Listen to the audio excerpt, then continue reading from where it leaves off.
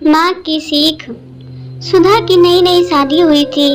वह ससुराल के 1 महीने बाद जब अपने मायके लौटी तो माँ के सामने रोने बैठ गई और आंसू बहाते हुए बोली, माँ, तुमने मुझे किस घर में पटक दिया?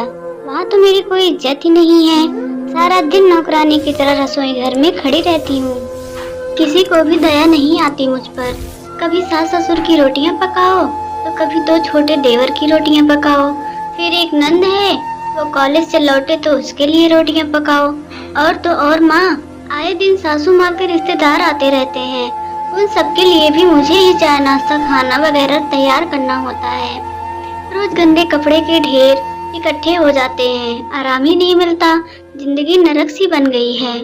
नंद को बिस्तर पर बैठे बैठे ही सब कुछ चाहिए। जानती हो, बीते दिन मुझे अपने पति पर तब गुस्सा आया जब उन्होंने महीने की पूरी तनख्वाह सासू माँ के हाथ में रख दी और मुझसे कहा, तुम्हें जो कुछ भी चाहिए एक पर्ची पर लिख देना, मैं शाम को ड्यूटी से छुट्टी होने पर लेता आऊँगा। सुधा की बातों को ध्यान से सुनकर माँ ने थोड़ा सोचकर कहा, तो तुम क्या चाहती? मुझे उन सबके साथ नहीं रहना, बस मैं और मेरे पति हम दोनों अलग अपनी गृहस्थी बसा लें। कुछ ऐसा उपाय बताओ। बेटा, तुम्हारे पास 2 ही रास्ते हैं। एक तो तुम वहीं रहो और उन सबकी सेवा करो, क्योंकि वह परिवार भी अब तुम्हारा ही है। और अगर तुम चाहती हो तो अपने पति को किसी किराए के मकान में ले जा सकती हो। वहाँ तुम्हें किसी का खाना नहीं पकाना पड़ेगा, किसी के कपड़े नहीं धोने पड़ेंगे। पति की पूरी तनख्वाह भी हाथ में ही तुम्हें मिलेगी। लेकिन याद रखना, जब तुम्हारे कोई पुत्र होगा और जब वह बड़ा हो जाएगा, उसकी भी शादी होगी, घर में तुम्हारे जब बहू आएगी, उस वक्त तुम यही चाहोगी कि मेरा बेटा और मेरी बहू मेरे ही साथ रहे और मैं अपने नाती पोतों के साथ खेलूं। प्यास लगने पर मेरे नाती पोते दौड़कर मेरे पास 1 गिलास पानी ले आएंगे। कोई ऐनक ढूंढकर मेरे हाथ में थमा देगा। कोई कहेगा, दादी जी खाना बन चुका है, थाली लग गई है, आओ हम सब मिलकर खाना खाएंगे। माँ ने आगे बोलना जारी रखा, जिन कामों को तुम दुख बता रही हो, एक एक करके गिना रही हो, दरअसल यही जीवन की महत्वपूर्ण क्षण है। एक सफल गृहिणी अपने हर कार्यों को सरल बनाकर झट निपटा देती है, उसका रोना नहीं रोती।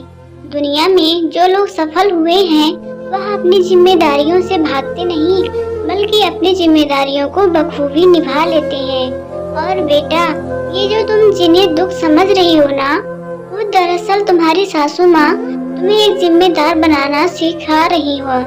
वो आने वाले समय के लिए और आने वाले अनेकों परेशानियों से निपटने के लिए लड़ना सिखा रही हैं।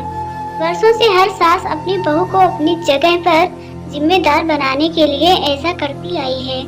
कल तुम भी अपनी बहू को जिम्मेदार बनाने के लिए उसे मजबूत बनाओगी।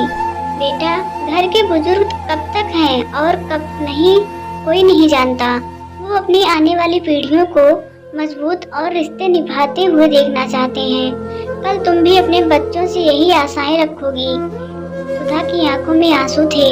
सुधा ने उसी वक्त अपना बैग उठाया और बोली, बस माँ, मैं समझ गई आपकी बातों में अनमोल सीख है। मैं चली अपने ससुराल, शाम होने वाली है। सासू माँ के पैरों में दर्द रहता है, उनके घुटनों की मालिश भी करनी है। सुधा इतना कहकर मुस्कुराती हुई ससुराल की ओर चल दी। वहीं दूसरी ओर माँ अपनी बेटी की समझदारी पर मुस्कुरा रही थी। दोस्तों, उम्मीद करती हूँ यह वीडियो आपको जरूर पसंद आई होगी। पसंद आई हो तो प्लीज़ चैनल को सब्सक्राइब करना ना भूलें और अपने दोस्तों के साथ भी जरूर शेयर करें। धन्यवाद। यह एक सुंदर रचना है।